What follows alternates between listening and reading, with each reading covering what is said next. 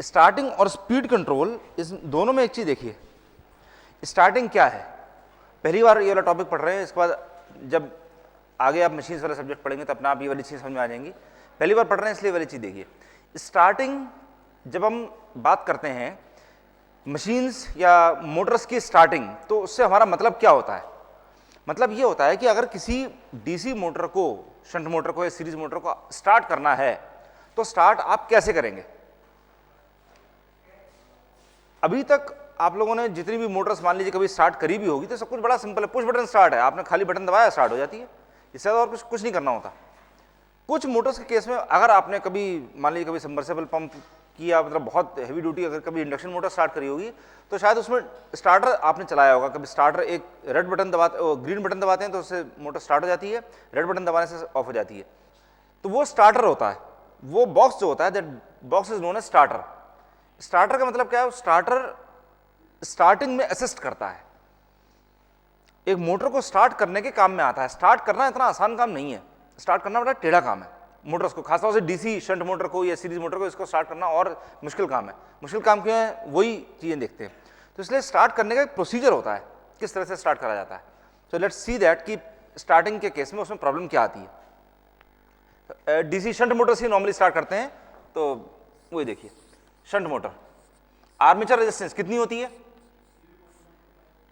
0.1 से लेके maximum value 1 ohms तक की मान लेते हैं, तो दिस इज 1 ओम्स।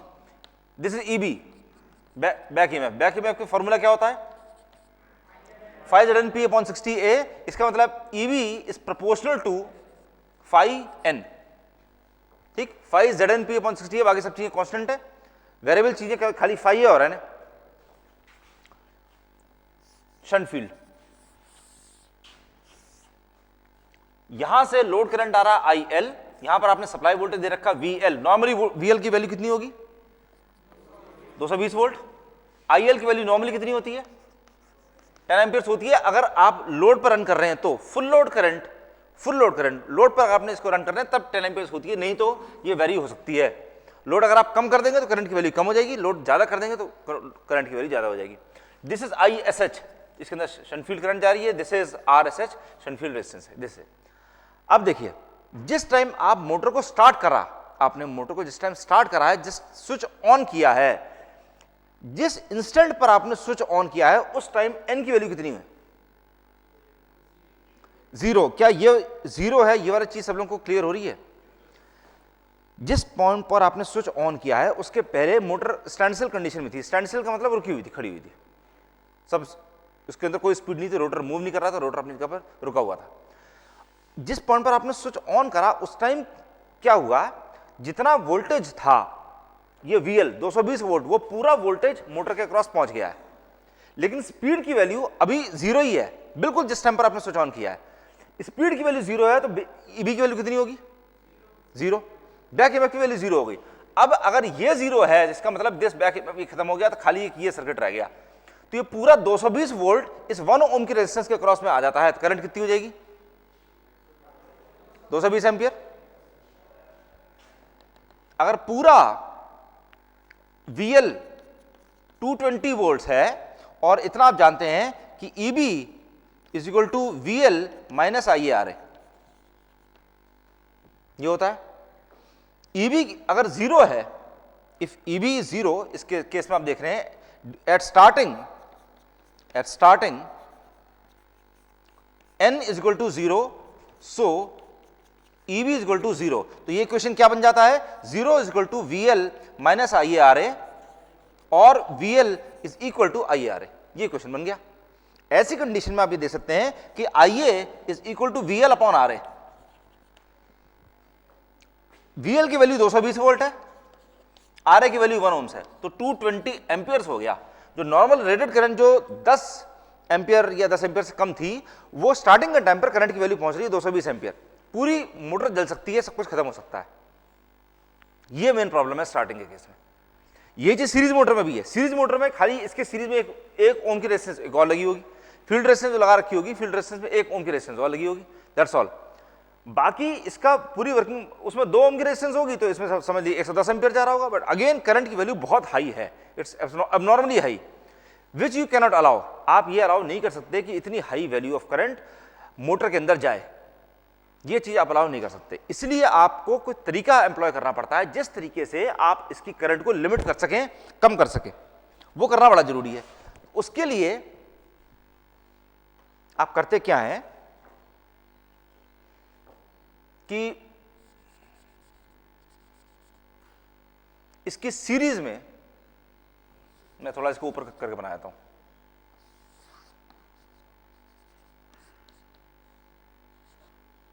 इसकी सीरीज में एक रेजिस्टेंस लगा देते हैं। यहां पे वेरिएबल रेजिस्टेंस है, एक वेरिएबल रेजिस्टेंस आपने लगा दी। Let us say this resistance was 20 ohms, 20 ओम की रेजिस्टेंस आपने लगा दी। अगर 20 ओम की यहां पर रेजिस्टेंस लगा दी है तब इक्वेशन बेसिकली क्या हो जाएगा, VL is equal to IA into RA plus R। मैं दोबारा लिखता हूं ये, जिससे कि आपको दो अलग अलग इक्वेशन लिखने में आसानी रहे। इक्वेशन लिख करके रटने से ज्यादा जरूरी ये है कि आप इसको समझ लें कि हो क्या रहा है। इस पॉइंट पर EB की वैल्यू अभी भी 0 है। अब क्या है कि आपने एक रेजिस्टेंस लगा करके अब इसको चालू किया है, तो EB की वैल्यू जब 0 होगी भी तब भी जो इक्वेशन है, इक्वेशन क्या हो गया, IA is equal to VL upon RA plus R which is equal to 220 upon 1 plus 20, तो which is approximately equal to 10 amperes.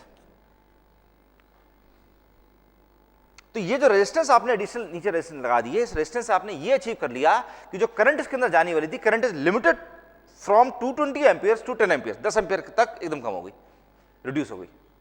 This is basically starting. तो इसका नॉर्मल तरीका क्या है कि आपने शुरुआत में जब मोटर स्टार्ट करनी है, जब मोटर का स्विच यहां पर ऑन करना है, उस टाइम आपने ये पूरी 20 ओम की रेजिस्टेंस इसके अंदर लगा के रखी हुई है। जब मोटर एक बार स्टार्ट हो गई, मोटर ने चलना शुरू कर दिया, उसकी रोटर ने स्पीड पकड़ ली, जैसे जैसे स्पीड उसकी बढ़ती जाएगी वैसे वैसे बैक ईएमएफ डेवलप होता जाएगा। जैसे जैसे बैक ईएमएफ डेवलप होता जाएगा वैसे वैसे इस रेजिस्टेंस की वैल्यू कम करते जाइए। करते करते करते करते इसकी 20 ओम से रिड्यूस करते करते 0 ओम्स कर दीजिए, धीरे धीरे इसको काट के हटा दीजिए पूरी। जैसे जैसे बैक ईएमएफ बनेगा, back EMF is dependent upon speed, please remember that. Back EMF जो है स्पीड पर डिपेंडेंट है, स्पीड बढ़ेगी बैक ईएमएफ भी बढ़ेगा। जितना बैक ईएमएफ बढ़ेगा उतना क्या होगा, EB is equal to VL minus IARA। जितना बैक ईएमएफ की वैल्यू बढ़ती जाएगी उतना IARA के क्रॉस जितना वोल्टेज आ रहा है IARA की वैल्यू कम होती जाएगी। नतीजा क्या है कि IA की वैल्यू भी कम होती जाएगी। तो पूरा प्रोसीजर क्या है, करंट बहुत ज्यादा थी शुरुआत में, तो आपने रेजिस्टेंस लगाई, रेजिस्टेंस शुरू में बहुत ज्यादा रखी, करंट की वैल्यू कम हो गई। जैसे इसकी स्पीड बढ़ेगी करंट की वैल्यू और कम हो जाएगी, इसकी स्पीड बढ़ेगी बैक ईएमएफ की वैल्यू बढ़ेगी। अगर n बढ़ता है तो उसकी वजह से बैक ईएमएफ बढ़ता है, बैक ईएमएफ अगर बढ़ेगा तो उसकी वजह से IA की वैल्यू कम हो जाएगी। जब IA की वैल्यू कम हो जाए तब आप R की वैल्यू कम कर दीजिए, डिक्रीज, R की वैल्यू कम कर दीजिए। R की वैल्यू कम कर देंगे और N की वैल्यू बढ़ती चली जा रही है, जैसे जैसे N की वैल्यू बढ़ती जाएगी वैसे वैसे बैक ईएमएफ बढ़ता जाएगा, IA की वैल्यू कम होती जाएगी, R की वैल्यू आप कम करते जाइए। तो मोर और लेस आप ये वाली चीज देखेंगे कि करंट की वैल्यू मोर और less it will remain constant eight 10। इस रेट से आपको रेजिस्टेंस कम करनी है कि करंट की वैल्यू 10 एम्पियर पर फिक्स रहे, 10 एम्पियर से बढ़ने ना पाए। अगर आप बहुत तेजी से रेजिस्टेंस कम कर देंगे, 20 ओम से 0 ओम तक आपने यूं कर दिया एकदम, तो करंट बहुत ज्यादा बढ़ जाएगी। उतनी स्पीड अभी पकड़ नहीं पाया है और उससे पहले आपने रेजिस्टेंस की वैल्यू 0 कर दी। तो स्पीड जैसे जब स्पीड बढ़ जाए रेजिस्टेंस कम कर दी, स्पीड और बढ़ गई, स्पीड रेजिस्टेंस और कम कर दी, स्पीड और बढ़ गई, रेजिस्टेंस और कम कर दी। इस तरह से आपको प्रोसेस करना पड़ता है। जब एक बार को आपने रेजिस्टेंस पूरी काट के हटा दी तब नॉर्मल कंडीशन में मोटर रन कर रही है, बैक ईएमएफ की वैल्यू वहां 220 वोल्ट है, बैक ईएमएफ की वैल्यू 210 वोल्ट के करीब आ रही है। दिस इज 1 ओम, इसका मतलब करंट की वैल्यू इसके IA is equal to 10 amperes, 10 amperes के अंदर जा रही है। Let assuming this is 1 amperes and this IL is equal to 11 amperes. ऐसा चल रहा है, ये पूरा केस है। दिस इज स्टार्टिंग में खाली आपको ये वाला काम करना पड़ता है कि कैसे स्टार्ट करें कि स्टार्टिंग के टाइम पर मोटर ज्यादा करंट ना ले। स्टार्टिंग की प्रॉब्लम खाली एक ही है, डीसी मशीन्स में खाली एक ही प्रॉब्लम है कि किस तरह से स्टार्ट करें कि करंट की वैल्यू एक लिमिट से ज्यादा ना होने पाए। करंट की वैल्यू एक लिमिट से ज्यादा अगर हो जाएगी तो मोटर जल सकती है या सिस्टम्स आपके जल सकते हैं, प्रॉब्लम्स आ सकती हैं। आपका पर्पस खाली क्या है कि किस तरह से स्टार्टिंग करंट की वैल्यू कम करके रखी जाए, दैट्स ऑल। यही मेन चीज इसके अंदर होती है। ऑफ कोर्स आगे जाकर के एसी मशीन में जब आप मोटर्स पढ़ेंगे तब स्टार्टिंग में और तरह तरह की प्रॉब्लम्स भी आएंगी, जैसे स्टार्ट करा कैसे जाए। सिंगल फेज मोटर्स पढ़ेंगे, 3 फेज सिंक्रोनस मोटर्स पढ़ेंगे, उसके अंदर प्रॉब्लम ये आएगी कि स्टार्ट कैसे करें, वो स्टार्ट ही नहीं होती। आप मोटर को सप्लाई दे दी, नहीं स्टार्ट हो रही, तो कैसे स्टार्ट करेंगे। ये वाली प्रॉब्लम्स आगे जाकर के आएंगी। इसमें देखो क्या प्रॉब्लम है कि शुरुआत के टाइम पर एन की वैल्यू, स्पीड की वैल्यू 0 होती है। जिस टाइम आप इसमें सप्लाई ऑन करते हैं उस टाइम स्पीड की वैल्यू 0 होती है, इसलिए बैक ईएमएफ की वैल्यू 0 होती है। क्योंकि बैक ईएमएफ के बारे में आप जानते हैं कि बैक ईएमएफ का फॉर्मूला जो होता है वो होता है EB = 5ZNP, EB = 5ZNP/60A। तो अगर n की वैल्यू 0 है तो बैक ईएमएफ की वैल्यू भी 0 रहेगी। ये प्रॉब्लम है। अगर बैक ईएमएफ की वैल्यू 0 है तो इस इक्वेशन में EB की वैल्यू 0 हो गई, इसका मतलब VL = IAR है, VL = IAR है, ये हो जाएगा। इसका मतलब क्या है, IA will be equal to VL/R है। इसका मतलब करीब 220 एम्पियर हो जाएगा, बहुत ज्यादा वैल्यूज आ जाती हैं। तो आप शुरुआत में करते क्या है कि इसके साथ में इसकी सीरीज में एक रेजिस्टेंस और लगा देते हैं, एडिशनल रेजिस्टेंस। मान लीजिए 20 ओम आपने उसकी वैल्यू रखी, 20 ओम से ज्यादा भी रख सकते हैं, कम भी रख सकते हैं, depending upon the current rating. 20 ohm normally आपने मान के रखी। इसके अंदर 20 ओम लगाने पर क्या होगा, करंट की वैल्यू एकदम कम हो जाएगी। क्यों? क्योंकि स्टार्टिंग के टाइम पर IA will be equal to VL/RA + R, 220/1 + 20, 21 रफली 22 मान सकते हैं, अप्रॉक्सीमेटली इक्वल टू 10 एम्पियर्स। तो करीब करीब starting current is limited down to 10 amperes, 10 ampere तक लिमिट हो जाती है, एकदम कम हो जाती है। तो आप करते क्या है कि आपने शुरुआत में रेजिस्टेंस 20 ओम रखी, जैसे ही और उसके बाद आप इसमें सप्लाई देंगे तो इसकी स्पीड बढ़नी शुरू होगी, स्पीड बढ़ेगी, स्पीड बढ़ेगी तो इसका बैक ईएमएफ भी बढ़ जाएगा। बैक ईएमएफ बढ़ेगा तो ऑटोमेटिकली करंट, आर्मेचर करंट की वैल्यू कम हो जाएगी। आर्मेचर करंट जब कम हो जाएगी तो तब आप करंट रेजिस्टेंस की वैल्यू, ये जो एडिशनल रेजिस्टेंस आपने यहाँ पे लगा रखी है, उस रेजिस्टेंस की वैल्यू और कम कर दीजिए, रिड्यूस कर दीजिए। स्पीड उसकी बढ़ती जा रही है, स्पीड और बढ़ जाएगी, बैक ईएमएफ की वैल्यू और कम होती जाएगी, IA की वैल्यू भी और कम हो जाएगी, R की वैल्यू और कम कर दीजिए आप। इस तरह से ये पूरी साइकिल प्रोसेस चलता रहेगा जब तक कि इस रेजिस्टेंस की वैल्यू 0 नहीं हो जाती। जब इसकी फुल स्पीड, जब तक इसकी फुल स्पीड पहुंचेगी तब तक आपकी इस रेजिस्टेंस की वैल्यू 0 हो चुकी होगी। ये आपका टाइमिंग ऐसी रहनी चाहिए, उसकी रेजिस्टेंस को कम करने की जो स्पीड है वो ऐसी रहनी चाहिए कि जब तक इसकी स्पीड फुल स्पीड पर पहुंचे तब तक आप इसकी रेजिस्टेंस काट के 0 कर दीजिए। अब एक चीज और देखिए, मैं इसमें बार बार ये बता रहा हूं कि जैसे जैसे इसकी स्पीड बढ़ती जा रही है वैसे वैसे आप इस रेजिस्टेंस की वैल्यू कम करते जाइए। अगर आप इसकी स्पीड बढ़ जाए और आपने इसकी रेजिस्टेंस कम नहीं करी तब क्या होगा, R = 20 ओम्स, ये रेजिस्टेंस भी लगी हुई है। अब ऐसे में क्या होगा, आउटपुट कम मिलेगा। Output in the terms of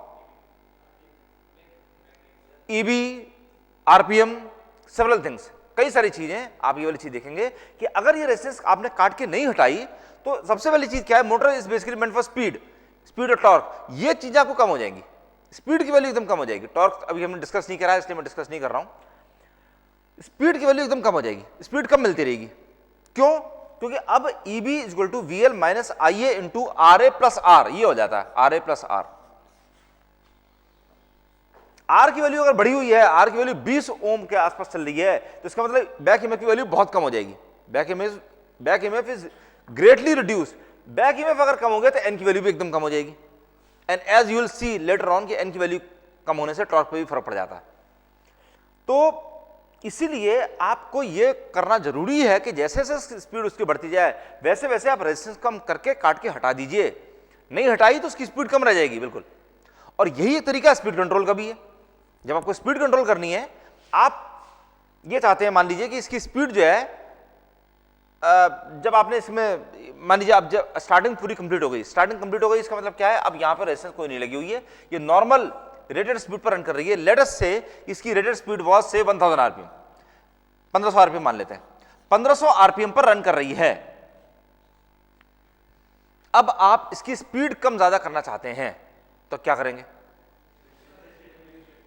ये रेजिस्टेंस, ये जो इस आर्मेचर के सीरीज में जो आपने रेजिस्टेंस लगा दी थी, इस रेजिस्टेंस को फिर से बढ़ाना शुरू कर दीजिए। जैसे जैसे इसकी स्पीड बढ़ाते जाएंगे, जैसे वैसे इसकी रेजिस्टेंस बढ़ाते जाएंगे, वैसे वैसे इसकी स्पीड पर क्या फर्क पड़ेगा, कम होती जाएगी। That's correct. जैसे जैसे इस रेजिस्टेंस की वैल्यू, ये जो आर आपने लगा रखी है, late us call this R1, ये R1 की वैल्यू जैसे जैसे बढ़ाते जाएंगे वैसे वैसे EV की वैल्यू कम होती जाएगी, और नतीजा क्या है कि N की वैल्यू भी कम होती जाएगी, because as you can see, इस फॉर्मूले से आप देख सकते हैं EB is proportional to phi N। तो स्पीड अगर आपको वेरी करनी है then N is proportional to EB upon phi. अगर EB बढ़ जाएगा तो N की वैल्यू बढ़ जाएगी। आप EB की वैल्यू एक लिमिट से ज्यादा बढ़ा नहीं सकते हैं, EB की वैल्यू कम ही कर सकते हैं। तो EB की वैल्यू जब कम होगी तब N की वैल्यू कम हो जाएगी। तो R1 की वैल्यू जैसे जैसे बढ़ाते जाएंगे वैसे वैसे, if R1 increases EB decreases, और EB decreases then N decreases. This method is called the armature control method. Speed control के दो तरीके होते हैं, आर्मेचर कंट्रोल और field control. This the first method which is known as armature control. और armature control में आप ये देख सकते हैं कि this is meant for controlling the speeds below the rated speed. 1500 RPM अगर इसकी नॉर्मल स्पीड है, 1500 आरपीएम से अगर आपको स्पीड कम करनी है तब आप आर्मेचर की सीरीज में एक रेजिस्टेंस लगा देंगे और इसको बढ़ाते चले जाएंगे। जैसे जैसे आप रेजिस्टेंस बढ़ाएंगे वैसे वैसे इसकी स्पीड 1500 आरपीएम से कम होती जाएगी। 1400 RPM, 1300 RPM, 1200 RPM, 1000 RPM, 900 RPM, इस तरह से कम होती जाएगी। नाउ अनदर थिंग अगेन, अब हमारा जो ओरिजिनल पॉइंट है वो ये है कि मोटर नॉर्मल केस में रन कर रही है। अब आपने क्या काम करा, आपने इसके सीरीज में एक रेजिस्टेंस लगा दी, let us call this R2। आपने फील्ड के सीरीज में एक रेजिस्टेंस लगा दी है। अब इस फील्ड के सीरीज में रेजिस्टेंस लगाने से क्या होगा, अब ये बताओ, कोई एनी आइडिया कि इसके सीरीज में रेजिस्टेंस लगाने से क्या फर्क पड़ने वाला है? स्पीड इंक्रीज हो जाएगी, ये तो कैसे होगी, क्यों हो जाएगी? देखो क्या हो रहा है, रेजिस्टेंस अगर आपने यहां पर बढ़ा दी, देखो ये रेजिस्टेंस मान लीजिए आपने जब नहीं लगाई थी, and let us say this RSH was equal to say 220 ohms, 220 ओम से मान लेते हैं, 220 ओम की थी, तो इन दैट केस ISH की वैल्यू 1 एम्पीयर जा रही थी, ठीक है। पूरा 220 वोल्ट्स इसके क्रॉस आ रहा है, यहां से यहां तक आ रहा है, और इसका मतलब ये है कि इसके अंदर 1 एम्पीयर जा रही है। जब आप ये रेजिस्टेंस यहां पर बढ़ा देंगे, मान लीजिए आपने बढ़ा करके कुछ कर दिया से 300 ओम्स, यहां पर आपने 70 ओम की रेजिस्टेंस, अपने 80 ओम की रेजिस्टेंस आपने लगा दी, 300 ओम हो गया। अब ISH की वैल्यू कितनी हो जाएगी, कम हो जाएगी, 1 एम्पीयर से कम हो जाएगी। देखिए ISH is equal to VL upon RSH plus R2। तो अगर आपने R2 की वैल्यू को 80 ओम इस तरह से रखी कि ISH की वैल्यू हो गई 220 upon 300 which is less than 1 ohms, 1 ampere, 1 ampere से कम हो गई। अगर फील्ड करंट की वैल्यू अगर कम हो जाएगी तो इसमें से जो फ्लक्स निकल रहा है, फ्लक्स की वैल्यू क्या हो जाएगा, फ्लक्स कम हो जाएगा। और अगर फ्लक्स की वैल्यू कम हो गई तो स्पीड की वैल्यू बढ़ जाएगी। तो इसका मतलब यह है कि अगर आप यहां फील्ड सर्किट में एक रेजिस्टेंस लगाते हैं और वो रेजिस्टेंस बढ़ाते जाते हैं तो उसकी वजह से इसकी जो स्पीड है वो 1500 आरपीएम से ज्यादा होती जाएगी, बढ़ाते जाएंगे। तो this is basically known as the field control method. तो field control method is used for increasing the speed, और आर्मेचर कंट्रोल्ड मेथड यानी कि आर्मेचर की सीरीज में जब आप रेजिस्टेंस लगाते हैं that is meant for decreasing the speed. अगर उसकी स्पीड जो नॉर्मल स्पीड जितनी चल रही थी 1500 आरपीएम चल रही थी, 1500 आरपीएम से कम करनी है तब आप इसके सीरीज में लगाएंगे, आर्मेचर की सीरीज में लगाएंगे। अगर नॉर्मल स्पीड से ज्यादा स्पीड अगर करनी है तो फील्ड के सीरीज में रेजिस्टेंस लगाएंगे। ये दो तरीके हैं, armature control and field control. तो स्पीड कंट्रोल के दो तरीके हो गए।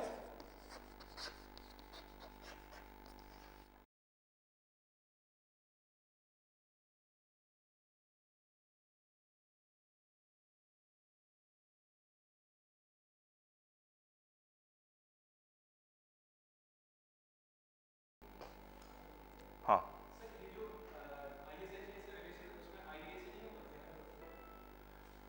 दिस इज नाइस पॉइंट, ये बड़ा अच्छा पॉइंट है कि अगर ISH में अगर वेरिएशन होता है इसके कम ज्यादा होने पर फर्क किस चीज में पड़ने वाला है, IA पे कि IL पे? तो IA कांस्टेंट रहेगी, IA पर फर्क नहीं पड़ेगा। IA is governed by other factors.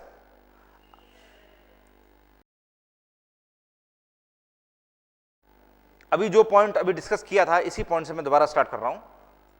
देखिए, सारे इक्वेशंस जो होते हैं, इक्वेशंस में आपको ये वाली चीज क्लियर होनी चाहिए कि कौन से अननोन्स हैं और कौन से डिपेंडेंट्स हैं, मतलब कौन से इंडिपेंडेंट वेरिएबल्स हैं, कौन से डिपेंडेंट वेरिएबल्स हैं। जैसे EB equal to 5 upon 60A, तो आप ये नहीं कह सकते इसमें कि A is equal to 5 upon 60 EB। ये मैथमेटिक्स नहीं है, ये मैथमेटिक्स नहीं है कि इसमें कोई भी इक्वेशन, कोई से भी वेरिएबल आप इधर से RHS से LHS में ले आएंगे और कोई से भी LHS से RHS में ले जाएंगे। ऐसा नहीं कर सकते आप इस इक्वेशन को ऐसा नहीं रख सकते कि A is equal to 5 upon 60 EB, या ऐसा नहीं कर सकते कि Z को इधर ले जाएं, A upon Z is equal to 5 upon 60 EB। मतलब कहने का मतलब ये है कि अगर फाई की वैल्यू इतनी है, Z की इतनी है, N की इतनी है, P की इतनी है, A की इतनी है, तब EB इतना बन के निकलेगा।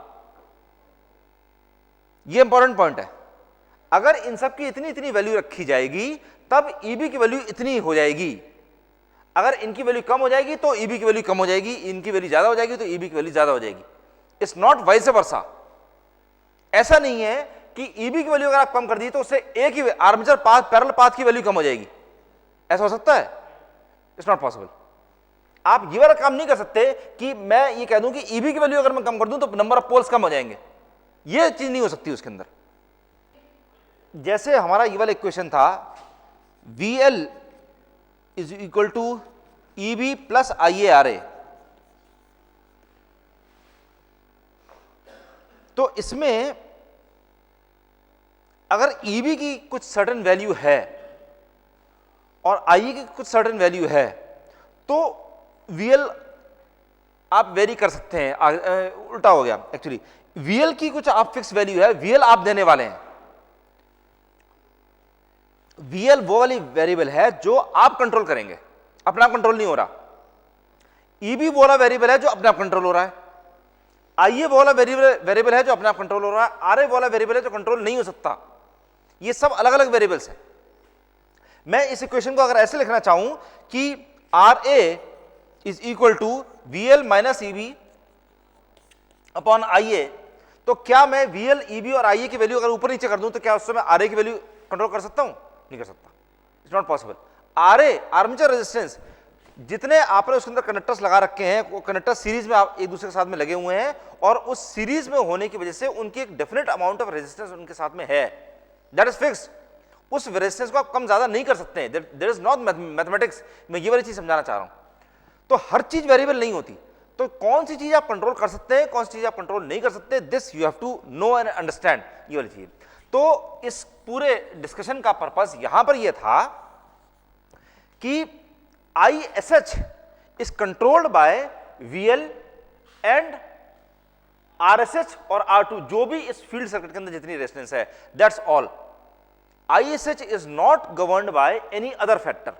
ISH खाली इन दोनों चीजों पर डिपेंड कर रही है। This is a very deep discussion, गहरी चीज है, इसलिए सब लोग ध्यान से सुनिए इस चीज को कि ISH जो है शंट फील्ड करंट खाली VL, RSH और R2 इन तीनों पर डिपेंड कर रही है।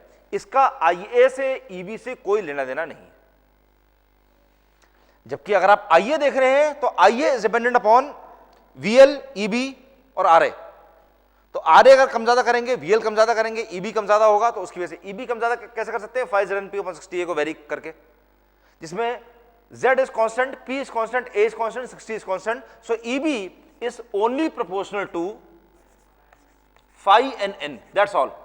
इसके अलावा किसी और चीज के प्रोपोर्शनल नहीं है, बिकॉज Z, P, 60 और A ये चारों चीजें कांस्टेंट है। तो EB is only dependent upon phi और N। phi और N अगर आप कम ज्यादा कर दें तो उसकी वजह से बैक में वेरी कर जाएगा। हाँ, एक्चुअली यहां पर बात क्या है कि phi के कम ज्यादा होने की वजह से EB पर भी फर्क पड़ेगा, बट दैट फर्क विल बी वेरी मिनिमल, क्योंकि phi की जो वैल्यू होती है दैट इज इन मिलीवेबर्स। ठीक, phi की जो वैल्यू होती है दैट इज इन मिलीवेबर्स, 0.03 मिलीवेबर्स या 3 मिलीवेबर्स या 4 मिलीवेबर्स। वो 3 और 4 में जितना फर्क पड़ने वाला है वो फर्क बैक ईएमएफ पर बहुत मिनिमल पड़ने वाला है, उसकी वजह से आर्मेचर करंट के अंदर बहुत मिनिमल चेंज आएगा, दैट इज नेग्लिजिबल। लेकिन वो फ्लक्स के कम ज्यादा होने की वजह से जो इलेक्ट्रोमैकेनिकल एनर्जी कन्वर्जन जो हो रहा है उसके अंदर बहुत फर्क पड़ने वाला है। इसलिए वो फ्लक्स कम होने की, फ्लक्स अगर कम हो गया तो फ्लक्स के कम होने की वजह से स्पीड पर फर्क बहुत ज्यादा पड़ने वाला है, स्पीड पर। ये है, ये दोनों चीजें समझ में आपको आनी चाहिए, ठीक। तो इस तरह से आपके पास में दो अलग अलग तरीके मौजूद हैं, आर्मेचर कंट्रोल के और फील्ड कंट्रोल के। अगर आप आर्मेचर में आपने रेजिस्टेंस लगा दी, armature control is for controlling the speeds, इसमें चाहे तो लिख लीजिए, armature control for controlling the speeds below the rated value, और फील्ड कंट्रोल है controlling the speeds above the rated value. ये दो अलग अलग तरह की कंट्रोलिंग टेक्निक्स हैं जिससे कि आप स्पीड की कंट्रोल कर सकते हैं। इसी में से आर्मेचर कंट्रोल जो तरीका है, यही तरीका आप एम्प्लॉय करते हैं स्टार्टिंग के लिए भी। तो ये शंट मोटर की स्पीड कंट्रोल और स्टार्टिंग हो गई। सीरीज मोटर की अगर आप देखते हैं तो सीरीज मोटर में क्या हो जाएगा,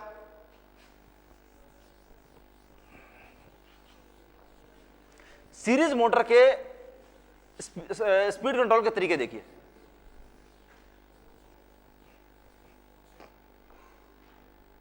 सीरीज मोटर,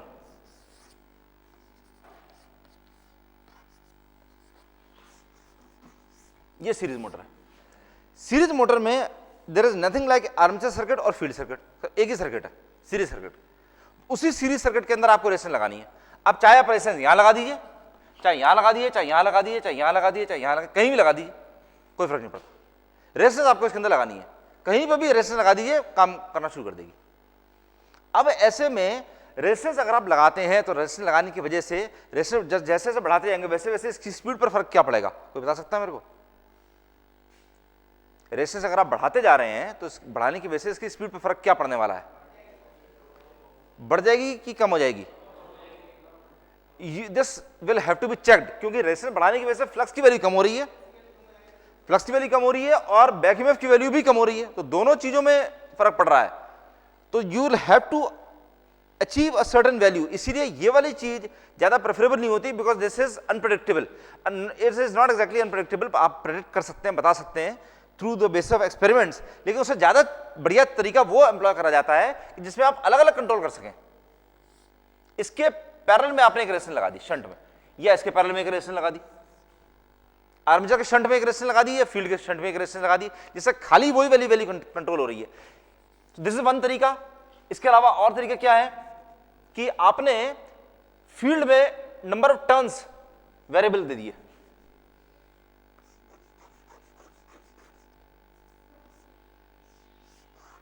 वेरिएबल फील्ड, इसके नंबर ऑफ टर्न्स कम ज्यादा कर सकते हैं, नंबर ऑफ टर्न्स कम कर दीजिए, ज्यादा कर दीजिए, रेजिस्टेंस की वैल्यू कम ज्यादा हो जाएगी, उसकी वजह से करंट कम ज्यादा हो जाएगी, फ्लक्स जितना निकल लगा फ्लक्स की वैल्यू कम ज्यादा हो जाएगी।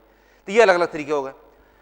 तो कई बार ये वाला काम करते हैं कि you apply the fields in bunches, groups, slots के अंदर होते हैं, कि जैसे एक ईयरी, एक ईयरी, एक ईयरी, एक ईयरी,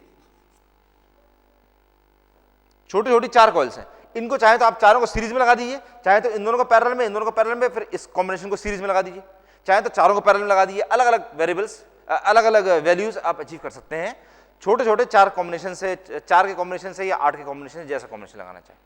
this basically speed control of DC series motor. Compound Motors में इन दोनों का कॉम्बिनेशन होता है, जैसे करना चाहे कर सकते हैं, इस one and the same thing, कि जैसे भी करना चाहे आपको फुल फ्रीडम है, जहां लगाना चाहे रेजिस्टेंस वहां लगा करके उसकी स्पीड कम ज्यादा कर सकते हैं। ठीक, मैं एक स्टार्टर्स का आपको एक ब्रीफ इंट्रोडक्शन दे देता हूं कि स्टार्टर्स बेसिकली क्या कर रहे हैं। स्टार्टर्स के अंदर यही पूरी चीज जो रेजिस्टेंसेस जब मैंने आपको बताई, जो रेजिस्टेंस लगी होती है आर्मेचर कंट्रोल, आर्मेचर के अंदर, वो स्टार्टर के अंदर ऑटोमेटिकली इनबिल्ट होती हैं। सेम काम कर रहा है स्टार्टर। वो स्टार्टर के अंदर ये वाली चीजें आपको मैनुअली नहीं करनी पड़ रही, ऑटोमेटिकली हो रही हैं। उसमें हैंडल दे रखा है घुमाने के लिए। अगर आप आर्मेचर कंट्रोल में रियोस्टेट वगैरह लगा रहे हैं तो आपको यही वाला काम मैनुअली करना पड़ेगा, खिसकाना पड़ेगा। ये दैट्स ऑल। स्टार्टर का बड़ा डिटेल डायग्राम्स हैं जो बताना मेरे लिए इसमें पॉसिबल नहीं है। LAF नॉर्मली 3 पॉइंट और 4 पॉइंट स्टार्टर्स होते हैं, तो उसमें LAF का मतलब क्या होगा? Line armature field. लाइन का मतलब क्या हो गया?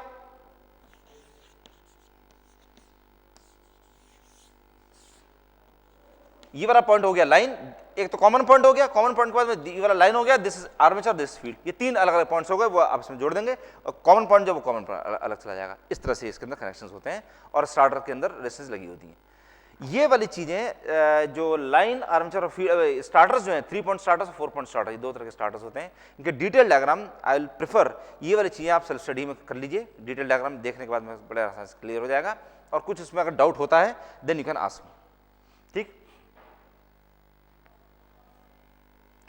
So this is regarding starting and speed control of DC motors.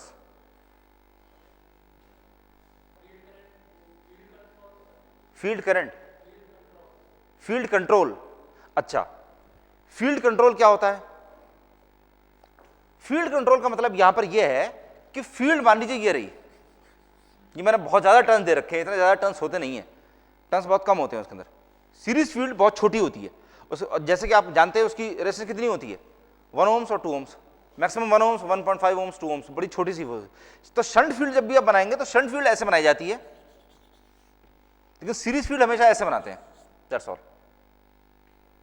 ठीक।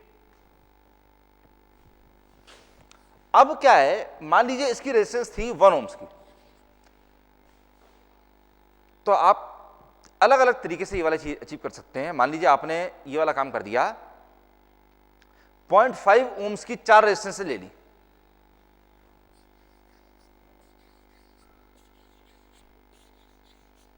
जीरो 0.5, 0.5, 0.5, 0.5 और 0.5 पैरेलल 0.5 कितना होगा, 0.25, 0.5 पैरेलल 0.25, 0.25, 0.5 पैरेलल, तो 0.25 सीरीज 0.25 कितना हो जाएगा, 0.5। तो 0.5 ओम्स की आपको एक कॉम्बिनेशन मिल गया। आपने चारों अगर सीरीज में लगा दी तो आपको कितना मिल जाएगा, 2 ओम्स का मिल गया, दैट इज अनदर कॉम्बिनेशन। चाहे तो आपने 3 इन 2 को सीरीज में लगा दिया और इन 2 को पैरेलल में लगा दिया, अलग अलग कॉम्बिनेशन पॉसिबल हैं। तो और so this is basically parallel and series combination of field coils. Field coils आपके पास बंचेस में अवेलेबल है, 4 अलग अलग बंचेस के अंदर अवेलेबल है। This is basically that. एक और चीज क्या होता है, पैरेललिंग द फील्ड कॉइल्स, मतलब आपने इसी के पैरेलल कॉम्बिनेशन बना दिया, सीरीज कॉम्बिनेशन बना दिया, दैट इज इट। एक होता है टैपेड फील्ड कंट्रोल, टैपिंग, आपने उसके अंदर टैपिंग लगा रखी है, मतलब फील्ड बेसिकली ये थी, इसमें टैपिंग्स आपने लगा रखी है। ट्रांसफार्मर की टैपिंग कभी किसी ने देखी हुई है, टैपेड ट्रांसफार्मर, टैपिंग्स लगी होती है। टैपिंग्स का मतलब सिंपल ये वाला काम है, पुराने जमाने के जो पंखों के रेगुलेटर देखे होंगे 1 2 3 4 5, वो चीज होती है जिस पर आप रेगुलेटर से सेट कर देंगे, वो वाली टैपिंग कनेक्ट हो जाएगी। तो अगर इस तरफ आर्मेचर जा रहा है, इस तरफ लाइन है, ये लाइन है और इस तरफ आर्मेचर अगर ये है, अगर आप ये नहीं सॉरी ये ऐसे आएगा, इसको अगर आप इससे जोड़ देते हैं, एज्यूमिंग कि हर टर्न 0.25 ओम्स का है, अगर आपने इससे जोड़ दिया तो चारों टर्न कनेक्टेड है, कितनी रेजिस्टेंस हो जाएगी, 1 ओम। अगर आपने खाली इससे जोड़ा तो 0.75 ओम्स, इससे जोड़ा तो 0.5 ओम्स, इससे जोड़ा तो 0.25 ओम्स। तो इस तरह से आप अलग अलग तरीके से फील्ड के कॉम्बिनेशन बना सकते हैं। फील्ड कम ज्यादा होगी तो फील्ड फ्लक्स कम ज्यादा होगा, उससे आप कंट्रोल अचीव कर सकते हैं।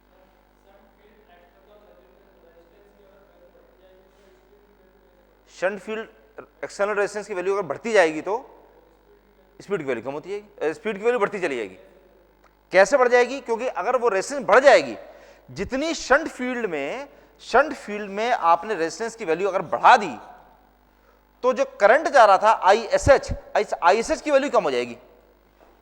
ISH की वैल्यू अगर कम हो जाती है तो ISH की कम होने से जो फ्लक्स निकल रहा था phi SH, फ्लक्स की वैल्यू कम हो जाएगी।